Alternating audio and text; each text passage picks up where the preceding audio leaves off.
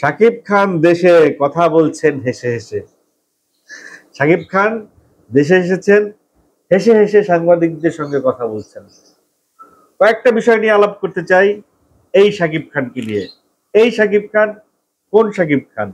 এই শাকিব খান কোন লুকে শাকিব খান? এই শাকিব খান কোন চেহারার শাকিব খান? আমি তো তুফানের গেট আপের সাথে, তুফানের শাকিবের সাথে এই শাকিবকে মেলাতে পারছি না যে শাকিব খানকে রাজকুমারে দেখেছিলাম। তাহলে এই শাকিব খান কে? তুফানের শুটিং এর মাঝখান থেকেই তো উনি উঠে এসেছেন। তাহলে তুফানের সেই গেট আপ, তুফানের সেই লুক, তুফানের সেই হেয়ার স্টাইল, তুফানের সেই দাড়ি কোথায়? কোথায় সেই শাকিব খান? ক্লিন শেভ কেন? চুল কোথায় গেল? আবার এই লুক নিয়ে শাকিব খান তুফানে গিয়ে সেই লুকে কিভাবে ফিরবেন? রহস্য, রহস্য, রহস্য। সবকিছুই আলোচনা করছি। তার আগে বলে দিচ্ছি, অপবিশ্বাস কোথায়? পরিমণি কেন শাকিব খানের পাশে? শাকিব খানের পাশে তো হারল্যান্ডের অপবিশ্বাস থাকার কথা ছিল। যেভাবে অপবিশ্বাস হারল্যান্ডের সঙ্গে যুক্ত আছেন, যেভাবে বিভিন্ন জায়গায় ফিতা কেটেছেন, শোরুম উদ্বোধন করেছেন, তাতে হারল্যান্ডের এই ইউএস এম্বাসির আয়োজনে যে ট্রেড শো হচ্ছে সেখানে তো অপবিশ্বাসের থাকার কথা ছিল। অপবিশ্বাস নাই কেন? যাই হোক, শুরুর দিকে আসি। সাকিব আল হাসান বাংলাদেশের 1 নাম্বার ক্রিকেটার, শাকিব খান বাংলাদেশের 1 নাম্বার অভিনেতা, পরিমণি বাংলাদেশের 1 নাম্বার বিতর্কিত অভিনেত্রী, ইমন বাংলাদেশের কত নাম্বার কি সেটা আপাতত নাই বলি। এই 4 জন আছেন স্টেজে, একজন নেই অপবিশ্বাস। যাক, তার জন্য নিশ্চয়ই কোনো কারণ আছে। হয়তো তিনি কোনো বিশেষ কারণে আসতে পারেননি বা ট্রাফিক জ্যামে আটকে গেছেন, হোয়াট এভার, যাই হোক।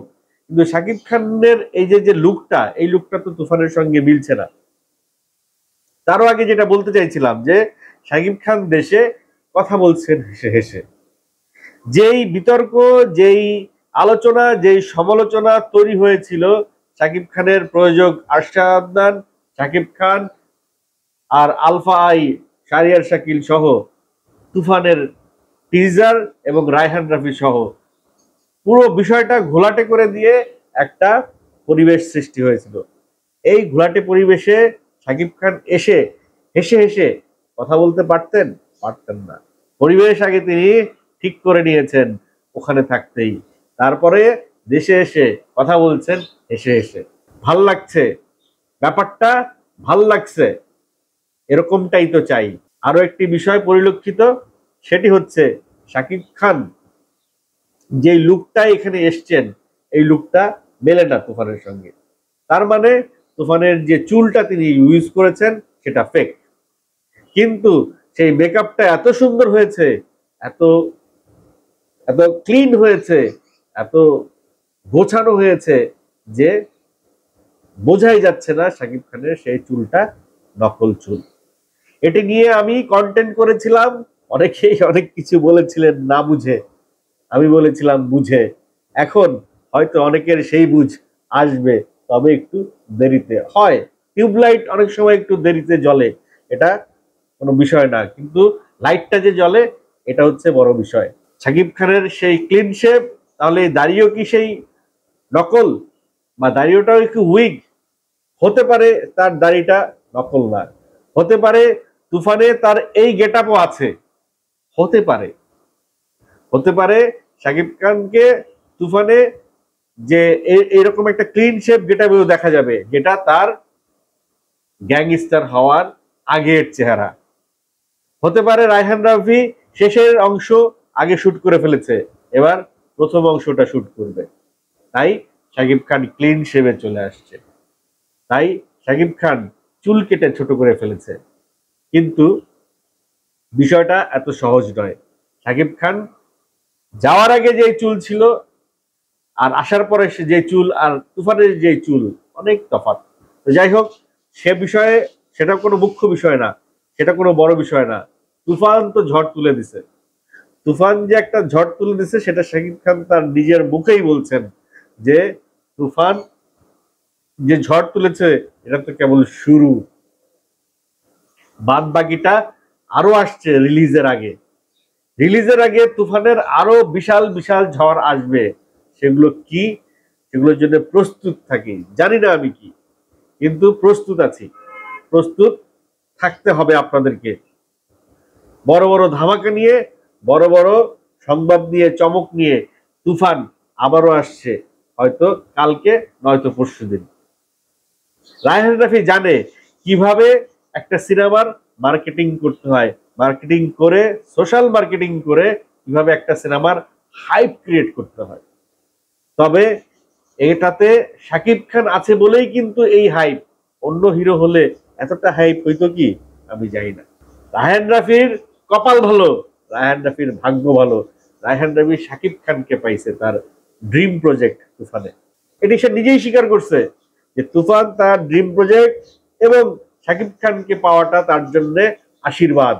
রায়হান রাফিকে উপরওয়ালা দিচ্ছে, একেবারে হাত ভরে দিচ্ছে, সে ভরপুর, সে প্রচুর পাচ্ছে, এতে অনেকের জ্বলছে, অনেকের হিংসে হচ্ছে, হোক জ্বলুক, সে তার নিজ গতিতে এগিয়ে যাক। শাকিব খানকে নিয়ে, শুধু তুফান কেন, শাকিব খানকে নিয়ে আরো 4-5টা সিনেমা দিতে চাই রায়হান রাফি। যখন নাম্বার ওয়ান আর নাম্বার ওয়ান একসঙ্গে থাকে, যখন অভিনেতা নাম্বার ওয়ান আর পরিচালক নাম্বার ওয়ান একসাথে থাকবে, তখন সিনেমাটাও কিন্তু নাম্বার ওয়ানই হওয়ার কথা। অঙ্কে তো তাই বলে। এই যে হারল্যান্ড নিয়ে এত কথাবার্তা, এখানে কিন্তু আমি বলে দিয়েছি কারা কারা নাম্বার ওয়ান, এখানেও কিন্তু সেই নাম্বার ওয়ানেরই খেলা। তবে শুধু খারাপ লাগছে এইটুকুই যে অপবিশ্বাস এখানে নেই। অপবিশ্বাস এখানে থাকলে একটু স্বয়ংসম্পূর্ণ হইতো হারল্যান্ড গ্রুপটা, সেলিব্রিটি গ্রুপটা, হারল্যান্ডের সঙ্গে যুক্ত যেসব সেলিব্রিটিরা আছে। শুনেছি বা জেনেছি যে বিদ্যা সিনহা মিমও এখানে আছেন, আরো অনেক সেলিব্রিটি হয়তো আছে, কিন্তু সবাইকে এক মঞ্চে রাখা সম্ভব হয় নাই, বা মঞ্চটা ছোট, চেয়ার বেশি বসানো যায় নাই, যার কারণে যে কয়টা চেয়ার বসানো গেছে সেই কয়টা চেয়ারে বাদ বাকিটা বুঝে নেন। তবে শাকিব খানের এই গেট আপ, শাকিব খানের এই অ্যাপিয়ারেন্স, শাকিব খানের এই অবতার ভাল লাগছে, দেখতে সুন্দর লাগছে। শাকিব খান তার পুরনো রূপে ধরা দিলেন, এখন এই রূপটা নিয়ে তুফানে কি ঝড় দেখাবেন সেটাই দেখবার বিষয়। তুফানে কি আদৌ তার এই অবতার, তার এই রূপ তুফানের কোনো অংশে কি আছে আমি জানি না, থাকতেও পারে। একজন গ্যাংস্টার যখন গ্যাংস্টার হয়নি বা হওয়ার পথে বা হবে, তার যে চলন বলন, চলাফেরা, কথাবার্তা, চুল দাড়ি সবকিছুই কিন্তু একরকম থাকে। আর যখন সে গ্যাংস্টার হয়ে যায় তখন তার সবকিছুই কিন্তু আলাদা হয়ে যায়, তার পোশাক থেকে শুরু করে তার সবকিছুই, তার চলাফেরা, তার আশেপাশের মানুষ সবকিছুই আলাদা হয়ে যায়। একজন গ্যাংস্টারের লাইফ প্রপারলি যদি দেখাইতে হয়, পারফেক্টলি যদি দেখাইতে হয়, তাহলে গ্যাংস্টার হবার আগে তার যে রূপটা ছিল সেই রূপটাও দেখানোর প্রয়োজন আছে। তো সেই যুক্তি তর্কে, সেই অঙ্কে হয়তো শাকিব খানের এই লুকটাও তুফানে দেখা যেতে পারে, দেখা যেতে পারে।